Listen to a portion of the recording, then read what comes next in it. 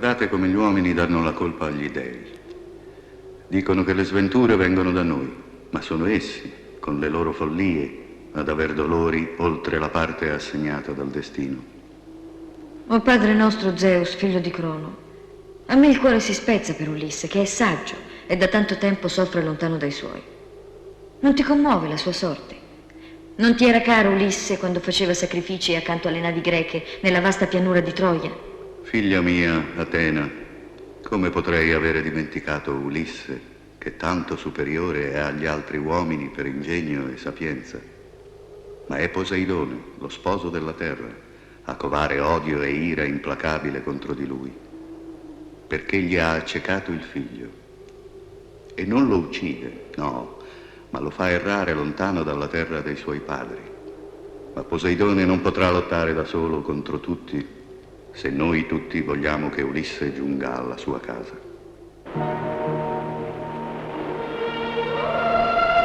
Poi Atena, figlia di Zeus, chiuse le strade agli altri venti.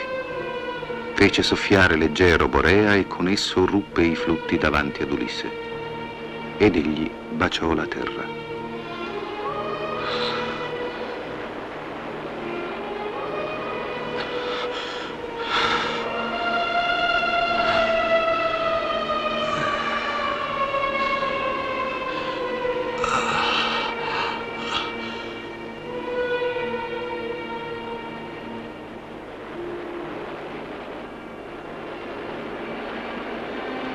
E disse al fiume: Signore, chiunque tu sia, a te arrivo fuggendo dal mare. Ora mi immergo nella tua corrente e mi proclamo tuo debitore. Abbi pietà di me.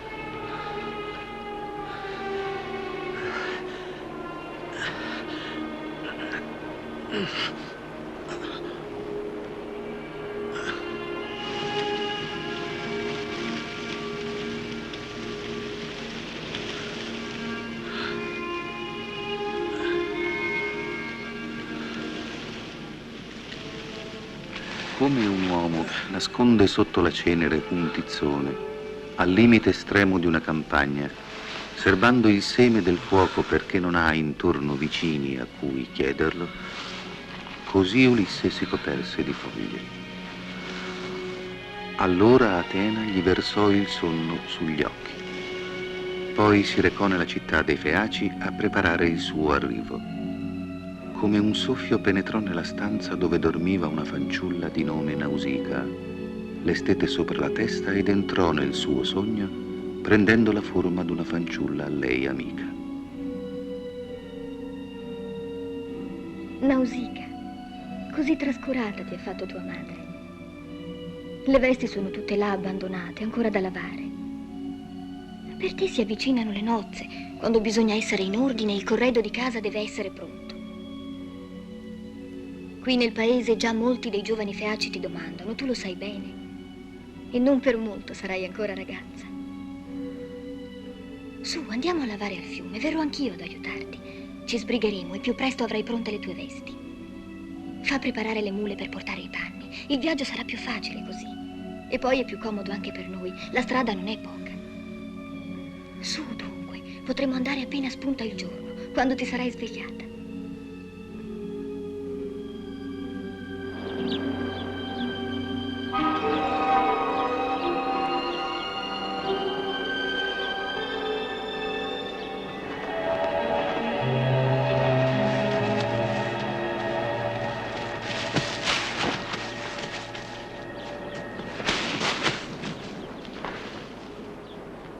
Orrido, incrostato di salsedine, Ulisse apparve alle fanciulle che fuggirono spaventate. Solo Nausica restò a guardarlo. Atena le aveva messo coraggio in cuore.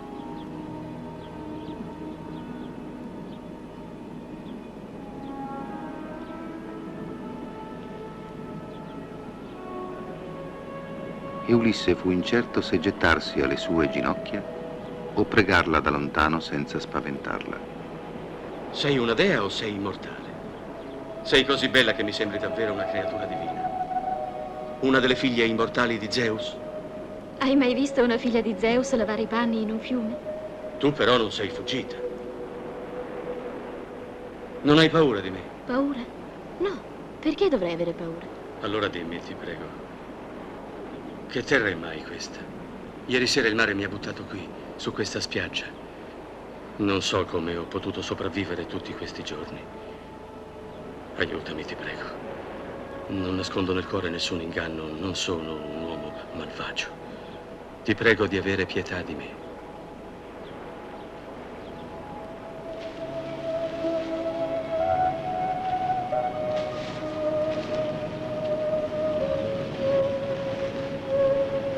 Lavati adesso e vestiti. Le mie ancelle ti aiuteranno. Dopo che Ulisse si fu lavato e vestito, si mise in disparte sulla spiaggia del mare.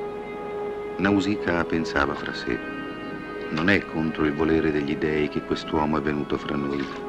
Prima infatti mi pareva brutto e adesso somiglia a loro. O se gli piacesse restare qui e abitare tra noi. 3 volte beati tuo padre e tua madre, 3 volte beati i tuoi fratelli. Ma beato soprattutto colui che ti porterà nella sua casa.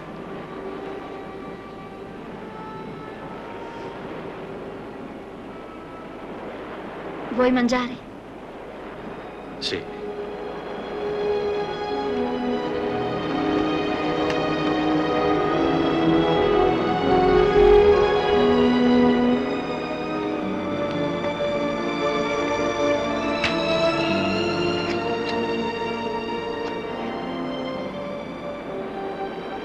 Il mio nome è Nausicaa.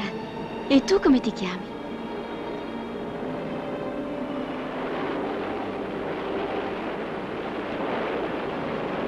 Il popolo dei Feaci abita questa terra. Non devi temere nulla. Io ti condurrò da mio padre. Chi è tuo padre? Alcino, re di questa gente. Diffidi di me? No. Andiamo.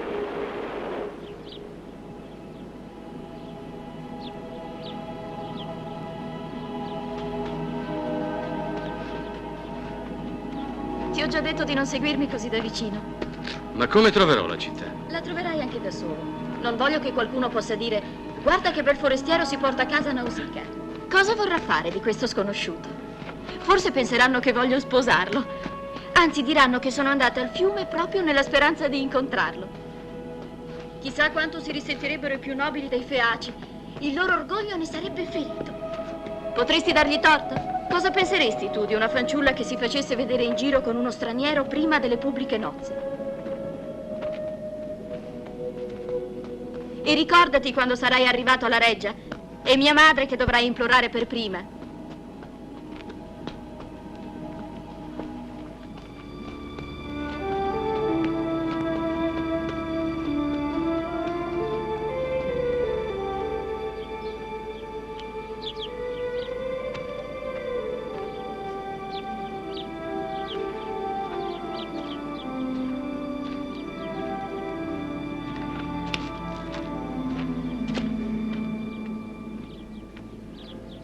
Atena, mia protettrice, ascoltami almeno adesso, giacché non mi hai udito quando stavo per annegare e imploravo il tuo aiuto. Dov'eri? Perché non mi sei apparsa fra i flutti? Chi temevi? Aiutami ad arrivare gradito a quelli che abitano questo paese. L'ascoltava Atena, che aveva preso l'aspetto di una ragazza del luogo, ma non volle farsi vedere da lui, temendo la collera di Poseidone, fratello di suo padre Zeus. Però gli mormorava: vai avanti in silenzio. Io guiderò il tuo cammino. Non guardare nessuno prima di arrivare al palazzo di Alcino. Non fare domande. Questo è il palazzo che mi hai chiesto di indicarti. Lì troverai i Feaci che ti attendono, perché ormai sei stato avvistato.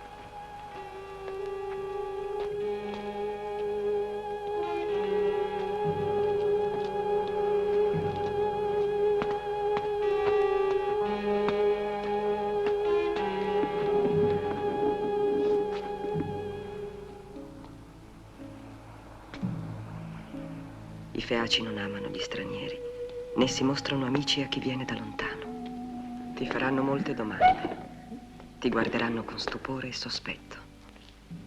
Ma tu non scoraggiarti, sii audace.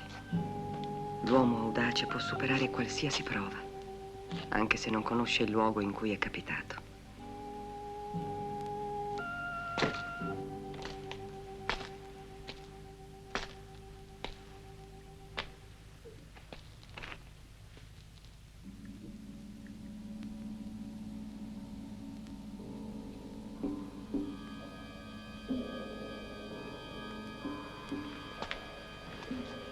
Regina, io ti onoro. Non ho né armi né intenzioni ostili e chiedo la tua ospitalità. Tu, il tuo sposo e la tua gente possiate godere la sacra benevolenza degli dei. Regina, in nome di Zeus, protettore degli ospiti, ti supplico di aiutarmi.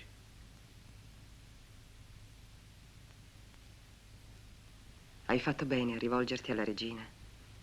Il suo nome è Arete. È figlia di un fratello del suo sposo, Alcino. Entrambi discendono da Poseidone stesso, il dio degli abissi, e da Peribea, la donna nata da uno dei giganti. Questa è la discendenza divina di quelli che ora devi supplicare con accortezza e prudenza. Ma confida in Arete. È lei che mantiene la pace tra il suo popolo. Per questo il suo sposo la onora tanto.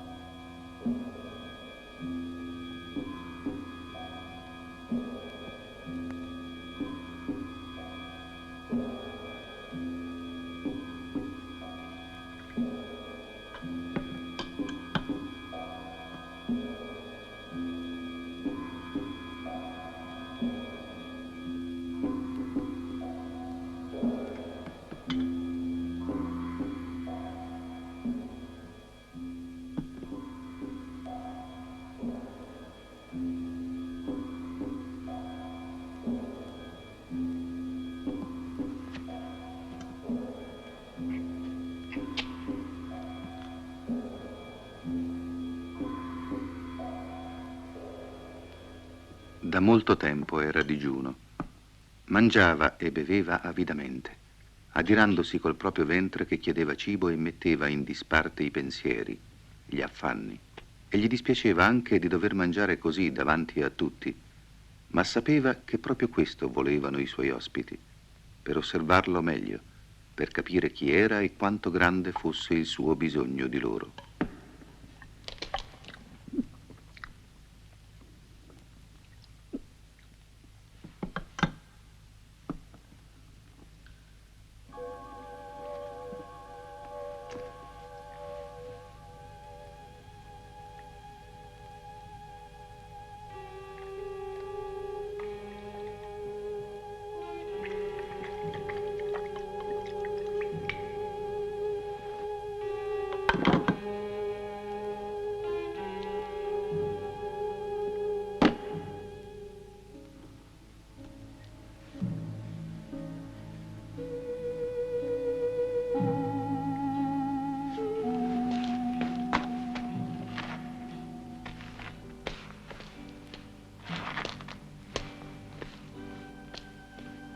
Sei stato accolto come un ospite, che è sacro per noi. Ora vorremmo sapere chi sei e da dove vieni e come sei giunto qui. Sono un marinaio e la mia patria è molto lontana. Molte sventure si sono accanite contro di me. Sì, va bene, ma ancora non ci hai detto il tuo nome. Il nome di un naufrago? Di uno che non ha più né patria né averi? Che nome volete che abbia? Costui non sembra essere un uomo da poco. Sei solo, hai detto? Sì, regina. Quando sei naufragato sulla nostra costa? Ieri, sulla spiaggia vicino alla foce del fiume. E la nave? E i compagni? Compagni e nave li ho avuti, ma molto tempo fa. E navigavi per questo mare da solo? Sì, regina. E come? Su una zattera. 18 giorni di viaggio. Non avevo più acqua. I viveri di scorta li avevo consumati tutti.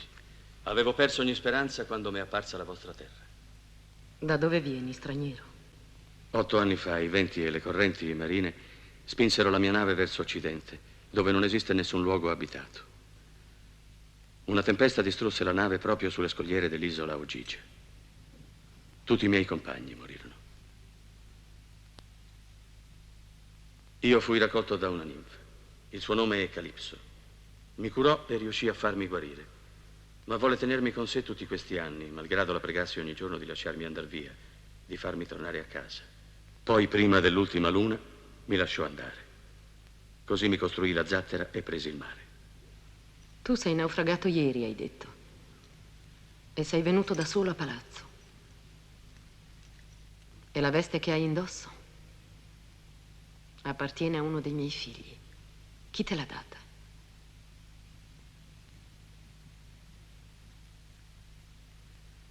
Chi ti ha dato quella veste? Tua figlia. È lei che ho incontrato per prima questa mattina sulla spiaggia, al fiume, quando mi sono svegliato. È lei per prima che ha avuto compassione di me. Mia figlia è molto giovane, senza volerlo ha sbagliato. Doveva condurti lei stessa qui e non tacermi il tuo arrivo. Non devi rimproverarla. L'ho pregata io di non farlo perché fosse chiaro il mio rispetto per lei e per timore che ti adirassi. Adesso sei tu che sbagli. Nessuno dei feaci si adira senza ragione. Ma tu hai rischiato molto. L'ospitalità per noi ha un grande valore perché abbiamo conosciuto la malvagità, l'invidia, l'avidità. La nostra terra non era questa un tempo. Abitavamo un'isola vicina ai ciclopi che minacciavano continuamente la nostra pace. Mio padre decise allora di trasferire il suo popolo in un'isola che fosse lontana da ogni rotta. Quest'isola. Ma è un'isola. Non lo saprai mai, straniero. La nostra terra si chiama Scheria, ma i nostri fiumi e monti e spiagge non hanno alcun nome, perché nessun viandante possa indicarli ad altri. L'isolamento è il prezzo che paghiamo per la pace. È un prezzo molto alto, ma per un bene di grande valore. Ora capisci perché non ci piace che uno straniero giunga qui senza essere annunciato.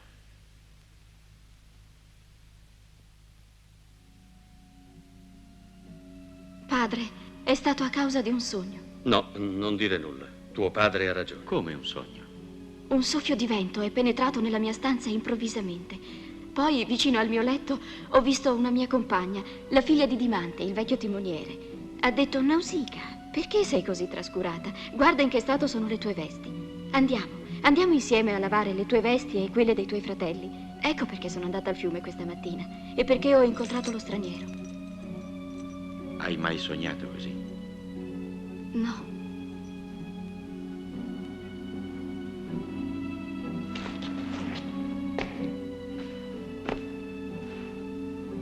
Non ti conosco, straniero, ma sei stato annunciato da un sogno. I sogni dell'innocenza sono sovente degli avvertimenti che qualcuno ci manda, e non invano. Perciò, straniero, sii il benvenuto tra noi.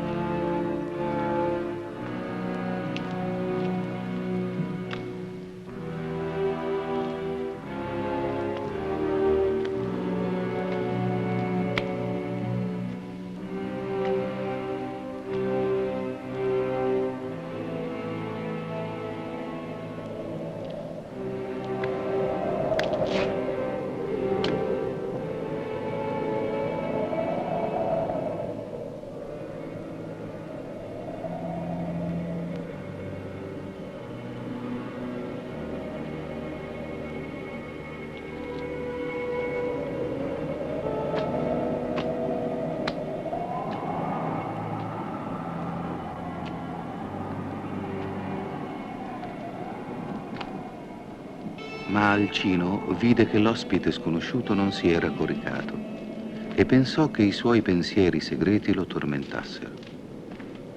Decise allora di rivelare ciò che era stato detto sulla sorte del popolo dei Feaci.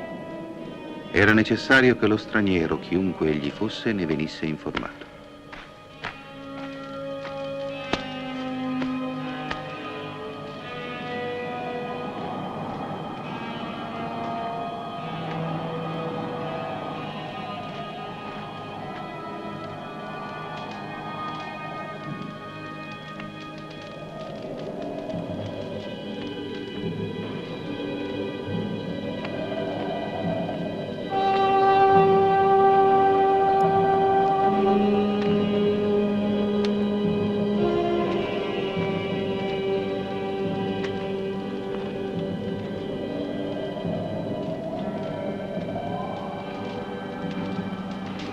Perché non riposi?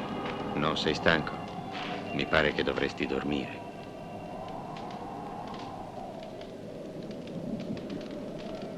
Il cielo dei Feaci è molto chiaro. È vero. Le stelle qui sono molto più luminose. I naviganti non possono perdersi sotto il nostro cielo. Quante volte ho guardato queste stelle per trovare la rotta. Per anni ho cercato invano di puntare verso una terra che conosco. La tua patria? Sì. Ma nemmeno queste stelle così luminose me la indicano. Mi dicono solo che non è lontana. Lo capisco chiaramente dalla inclinazione del grande carro. La tua buona sorte ti ha guidato perché è molto difficile sbarcare sulla nostra terra. Da qui invece ogni via è chiara. Le nostre navi sono governate dall'intelligenza umana e percorrono le strade del mare senza deviare mai. Vedo che le tue navi hanno una mano sulla prua. È un avvertimento. Non obbediscono a chi non ha intenzioni buone. E questa perché la state costruendo qui? Perché non è destinata a navigare. Molto tempo fa mio padre predisse che una nostra nave un giorno avrebbe accompagnato in patria un uomo odiato da Poseidone e che forse il Dio si sarebbe adirato con noi. Ecco il perché di questa offerta votiva. Vogliamo scongiurare lo sdegno del mare.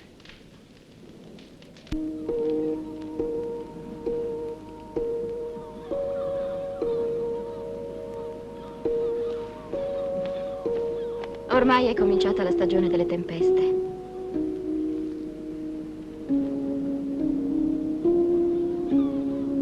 Credo che sia pericoloso prendere il mare. Perché non resti?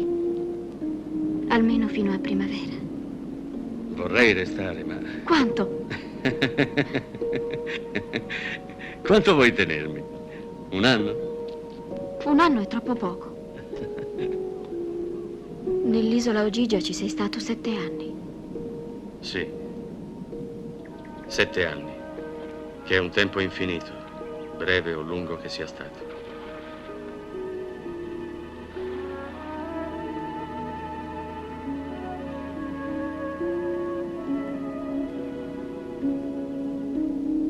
Quant'è lontana quell'isola?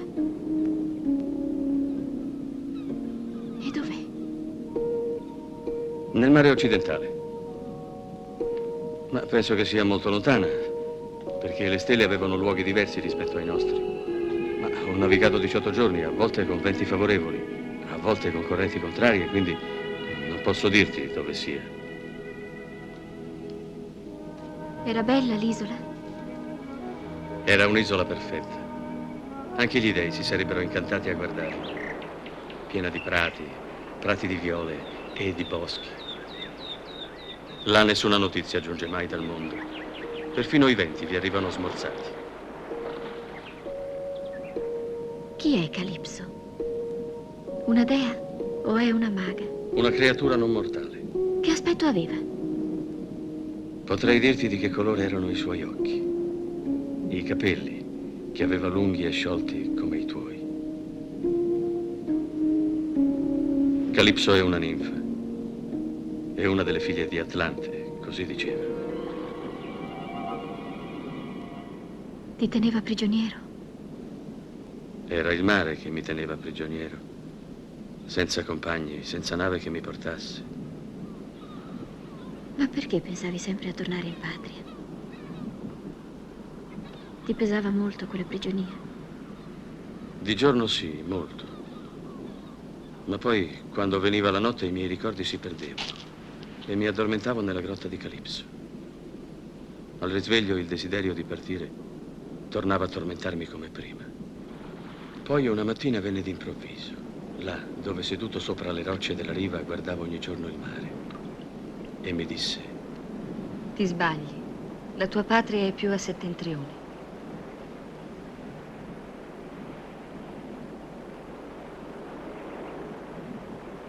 Questa notte le cornacchie hanno gridato a lungo.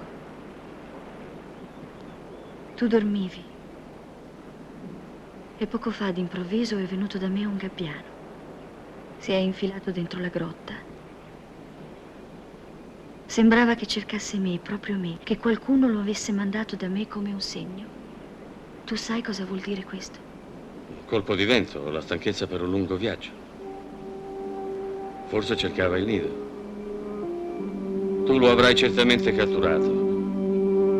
L'avrai chiuso in una gabbia. No, se n'è andato. Anche tu puoi andartene se vuoi. Di che cosa stai parlando? Di quello che mi chiedi da tanto tempo, del tuo ritorno. Ritorno? E come? Guarda il mare. In questo momento lo vedrai diverso. Il mare non è invalicabile. Io ho voluto che tu lo credessi. E adesso invece io ti farò costruire una zattera. Ti darò una vela, ti darò cibi adatti e una scorta d'acqua. Una zattera? No, tu non parli sul serio, non ti credo. L'incantesimo è finito. Giura. Che cosa? Giura che hai cambiato pensiero e che ora vuoi lasciarmi partire. No, non sono io che ti faccio partire, ma gli dèi che sono più potenti di me, maligni come sono e invidiosi. Io ti ho salvato, eri in balia del mare, la tua nave era distrutta e adesso gli dèi ti vogliono strappare da me. Io sola ti ho ridato la vita e ti ho curato. Il gabbiano era un dio. Ha portato un ordine di Zeus. Solo per questo avrai la zattera.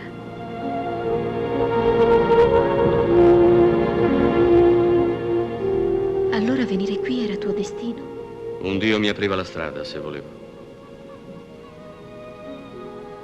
Potevi forse scegliere di restare? Sì.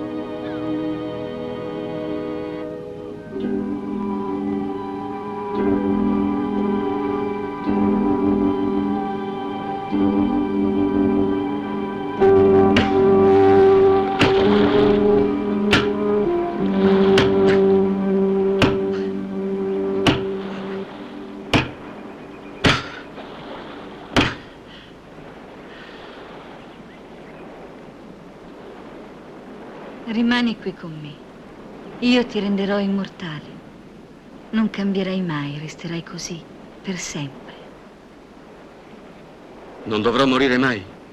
No, come un dio. Né malattie, né dolori. Immortale, purché tu rimanga qui con me. No.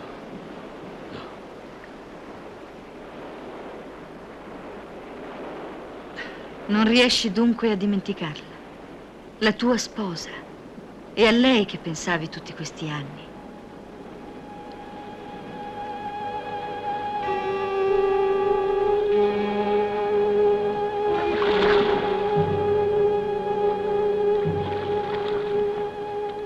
Non adirarti con me per questo. La mia sposa non può confrontarsi con te. Tu sei immortale e lei invecchierà, morirà. Eppure, anche così, desidero di tornarmene a casa. Rivedere lei e rivedere mio figlio. Allora questa dovrà essere la tua rotta. Tra Levante e Settentrione, dove le Pleiadi sorgono dal mare.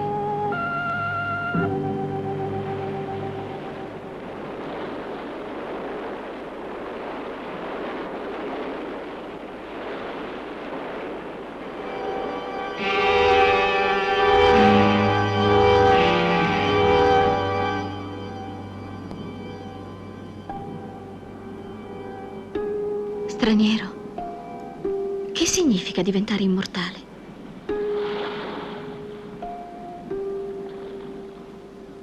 Forse vuol dire che gli uomini si dimenticano di te e che tu li dimentichi. Come vedi, io non ci sono riuscito.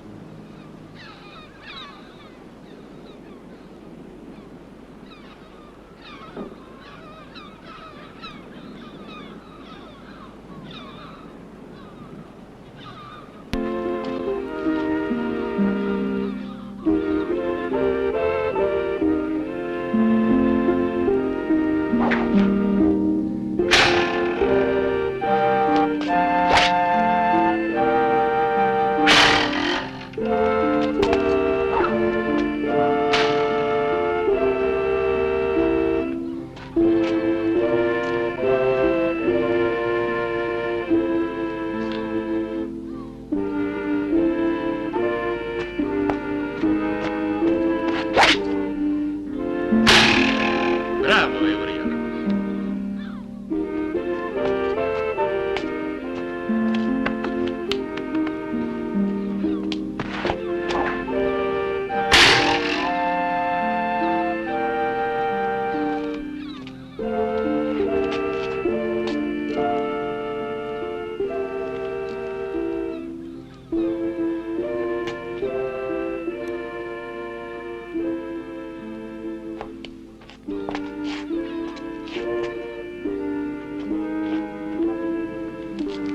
Salute, straniero. Ora noi faremo la gara delle spade.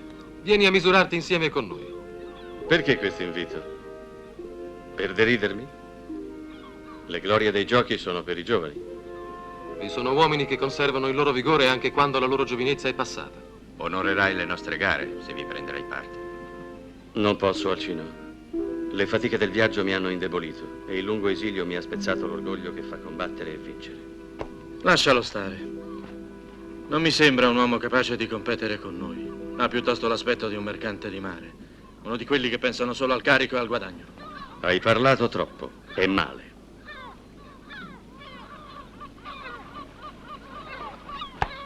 Certo, gli dei non distribuiscono i loro favori a tutti in parti uguali. Tu, per esempio, hai un aspetto florido davvero, ma non hai cervello. I miei pensieri sono lontani da qui e non ho più il vigore della mia giovinezza, ma anche così accetto la sfida, perché tu, sciocco giovane, mi hai irritato.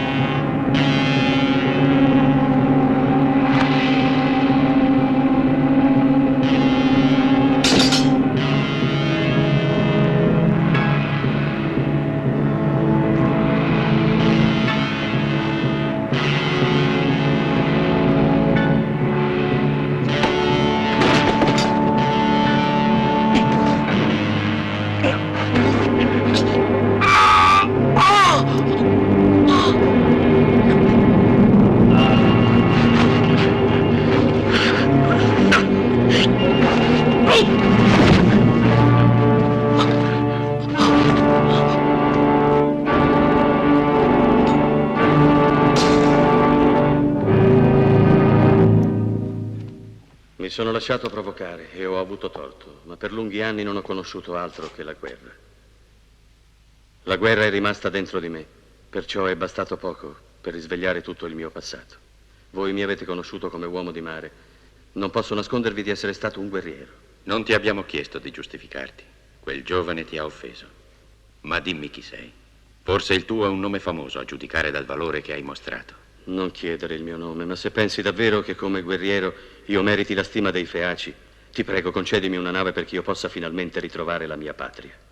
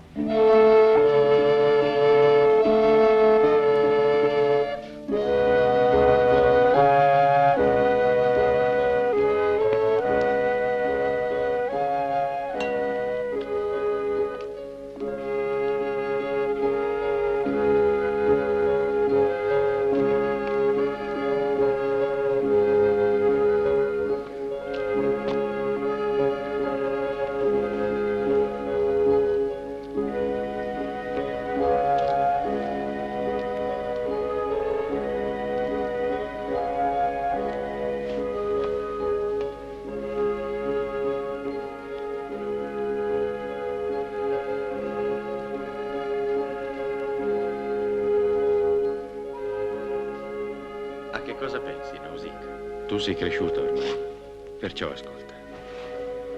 Quando si è giovani è un fatto naturale amare le persone che sono sole e forse soffrono. Esse sembrano chiederci tutto, le amiamo di più per questo. Perché abbiamo un debito naturale verso chi è in pena.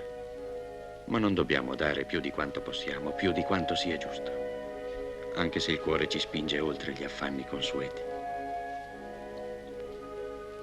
Il suo destino non è di restare con noi. È un uomo molto diverso da noi. E io intuisco che pensa solo a tornare alla sua casa e alla sua famiglia.